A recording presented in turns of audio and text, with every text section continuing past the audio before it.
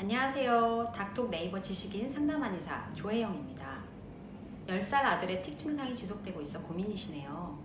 고학년을 앞두고 스트레스를 준 것이 아이 증상에 영향을 주진 않았을까 하는 생각에 더 걱정이신 듯합니다.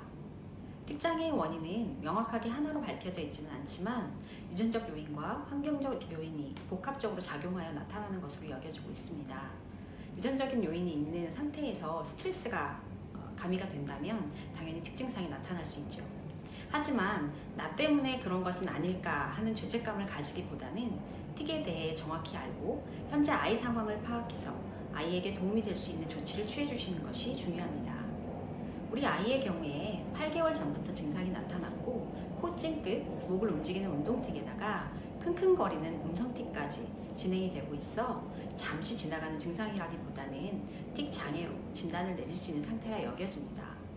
증상의 정도, 빈도, 일상생활에 영향을 미치는 정도, 동반장애 등 현재 상태를 정확히 파악하고 치료를 받기 위해 빠른 시일 내 진료를 보시는 것을 추천합니다. 보통 틱이 있을 때 증상을 무시하라고 하죠. 어머니께서도 왜 그러니? 라고 물어보고 싶은데 증상이 더 악화될까 차마 물어보지도 못하고 지켜보고만 있다고 하셨는데요.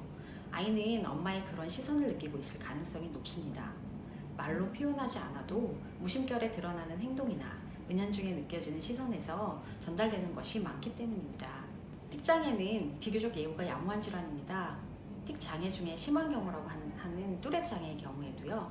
30% 정도는 성인이 되면 없어지고 30%는 증상이 약해진다고 하니까요. 하지만 틱 증상이 가장 심해지는 시기가 아이의 사춘기 시기와 맞물려 있기 때문에 이 시기 동안 아이가 상처받지 않고 원하는 것을 다 할 수 있도록 돕기 위해서는 조기에 진단을 받고 치료를 해주시는 것이 좋습니다. 틱은 장기적인 계획을 가지고 꾸준히 치료해 주어야 하고요. 여러 가지 치료법을 함께 사용하는 것이 훨씬 효과적입니다. 한의학에서 틱은 오장 중에 심장과 간장에 관련이 깊다고 가장 봅니다. 제어되지 않고 빠른 움직임과 관련이 있어서 자연현상 중 바람에 빗대서 풍을 원인으로 보고 인체의 근육계통을 총괄하는 간의 기능에 문제가 생기는 것으로 파악해서 치료를 하는 경우가 많습니다.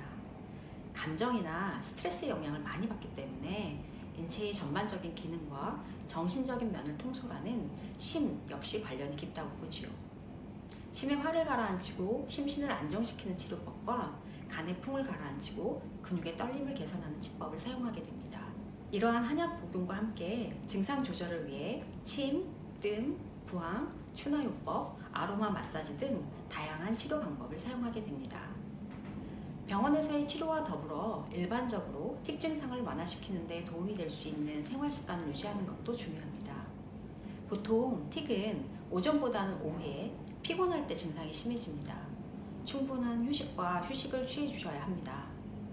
그리고 운동은 뇌의 균형 잡힌 발달에 도움이 됩니다. 규칙적인 운동은 스트레스도 풀고 틱 증상을 완화하며 또래와의 관계를 개선하는 데도 도움이 될 수 있죠. 다만 너무 경쟁적인 운동이나 과도한 운동은 피해 주세요. 스마트폰, TV 등의 사용은 제한합니다. 과도한 자극과 흥분은 뇌를 자극해서 틱 증상이 악화될 수 있습니다. 그리고 뇌 발달에 도움이 되는 복합 탄수화물, 필수지방산이 풍부한 음식, 비타민, 미네랄이 풍부한 음식은 늘리고 인스턴트, 첨가물이 들어간 음식이나 카페인 음료, 특히 요즘 애들 카페인 음료 많이 마시거든요. 그 음료는 피하도록 합니다. 틱은 분명 치료가 가능한 질환입니다. 아이와 부모 모두 더 고통받기 전에 제대로 진료받고 치료를 시작하시길 바라겠습니다. 감사합니다.